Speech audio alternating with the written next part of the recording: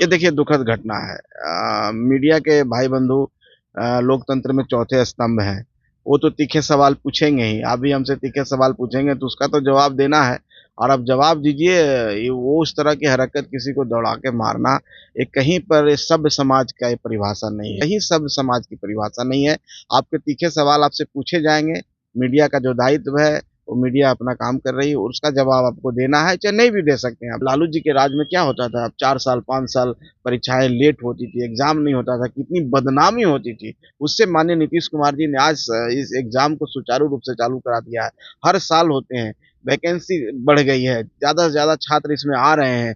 बहुत से हमारे छात्र अब बन रहे हैं, डीएसपी बन रहे हैं, एसडीएम बन रहे हैं, सब बन रहे हैं। तो हमको थोड़ा सा सरकार पर विश्वास रखना चाहिए, थोड़ा पर सब्र करना चाहिए छात्रों को। निश्चित तौर पर गलत कहीं नहीं होगा। जहाँ गलत होगा सरकार सक्षम है, सरकार कार्रवाई करने में सक्षम है। ऐसा कोई पाए जाएंगे गलत करते हुए, उन पर कार्रवाई की जाएगी। नमस्कार, स्वागत है आपका लाइव बिहार में। मैं हूं आपके साथ है संजीव सिंह। कि भागलपुर से जेडीयू सांसद अजय मंडल को पत्रकारों के साथ मारपीट और गाली गलौज करना महंगा पड़ गया है। जी हां, अब राजनीतिक गलियारों में तमाम लोग उनके इस करतूत को लेकर के उनकी आलोचना कर रहे हैं और उस पर खूब बयानबाजी भी हो रही है। देखिए, इसी को लेकर के जब अभी बिहार सरकार के मंत्री हैं संतोष सुमन, जो कि हम पार्टी के राष्ट्रीय अध्यक्ष भी है, उनसे जब सवाल किया गया अजय मंडल को लेकर के, तो उन्होंने साफ साफ अजय मंडल को चेतावनी देते हुए कह दिया है कि अजय मंडल को इसको लेकर के माफ़ी मांगनी चाहिए।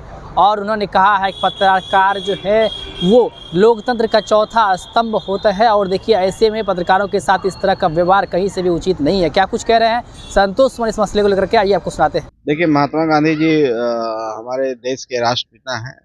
इस देश को आज़ादी दिलाने में अहम भूमिका निभाए हैं। उन्होंने हम सबको एक सीख दी है कि हम अहिंसा के रास्ते पर भी चल के कोई भी काम को कर सकते हैं, जिसके अंदर टॉलरेंस हो और जो शांति में विश्वास रखता हो, तो भी कोई भी बड़ा काम कर सकता है। तो आज उनकी पुण्यतिथि पर हम लोग सच्ची श्रद्धांजलि देते हैं, श्रद्धा सुमन अर्पित करते हैं आपके माध्यम से, और सभी लोगों को कहते हैं, समाज के सभी वर्गों को, कि महात्मा गांधी जी के बताए हुए उसूलों पर हम सबको चलना चाहिए। और वही सच्ची रास्ता है, वही विकास का रास्ता है, वही सबको एक करने का रास्ता है। उन्होंने सबको, सब जाति धर्म को एक कर करके सबको एक समान देखा है। तो वाकई में हमारे लिए आज एक अहम दिन है उनको याद करने का। हम समझते हैं कि हम उनसे प्रेरणा लेके हम अपनी पार्टी को भी आगे बढ़ाएंगे, उनके बताए हुए उसूलों पर चलेंगे।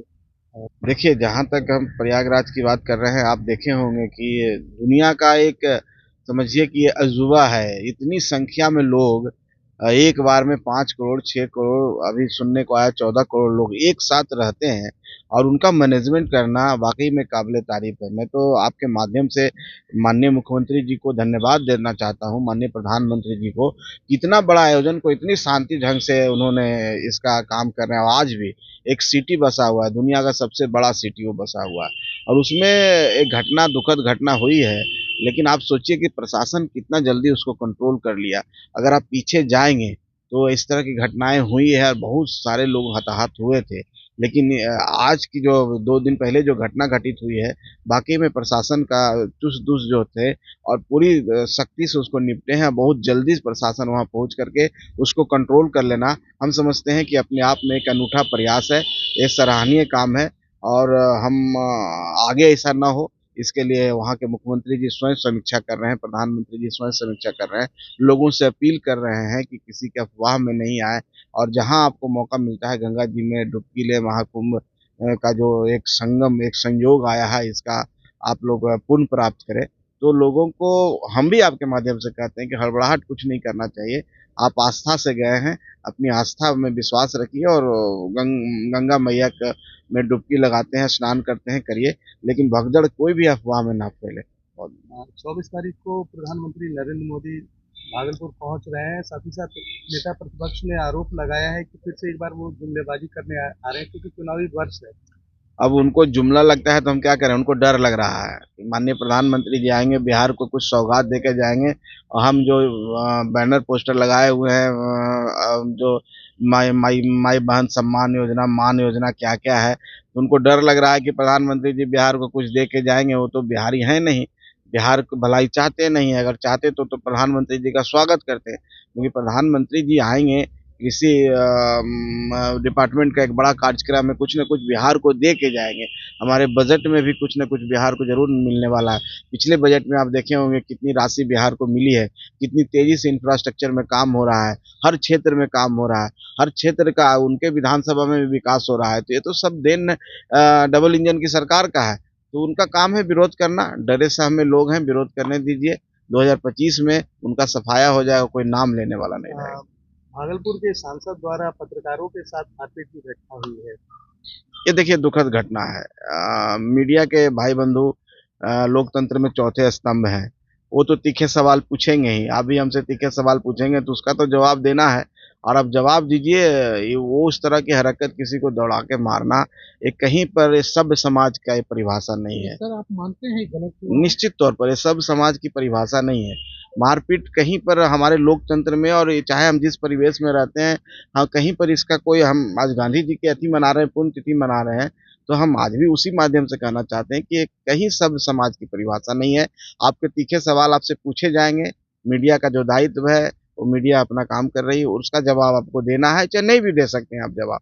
कोई जबरदस्ती नहीं है। हम लोग से भी कोई सवाल आप करेंगे, हमें लगता है कोई सवाल मुझे नहीं देना है जवाब, तो मैं आपसे कहूंगा कि मैं जवाब नहीं दूंगा। लेकिन इस तरह की हरकत वाकई में निंदनीय है। माननीय सांसद महोदय को इस पर विचार करना चाहिए और आप सबसे माफी मांगना चाहिए। सर, बीपीएससी में जो धांधली हुआ उसको लेकर के छात्र फिर से सड़कों पर उतर रहे हैं, और चिराग पासवान ने भी बोल दिया है कि री एग्जाम होना चाहिए। नहीं, देखिए माननीय चिराग पासवान जी ने आयोग से कहा है, जो बीपीएससी है, बिहार लोक सेवा आयोग जो है, उनसे कहा है कि आप इसको देखिए, माने जो छात्र बोल रहे हैं उनके आरोपों पर आप ध्यान दीजिए, उनके आरोपों को आप फिर से विवेचना कीजिए। तो हम समझते हैं कि आयोग हमारा जो है वो निष्पक्ष है, सक्षम है, और छात्रों के द्वारा जो भी बातें उठाई गई है आयोग के समक्ष है, प्रस्तुत है। आयोग उसमें छानबीन किया है, और जहाँ पर गड़बड़ियाँ नजर आई है उस पर देखें कि पुनः एग्जाम हुआ था।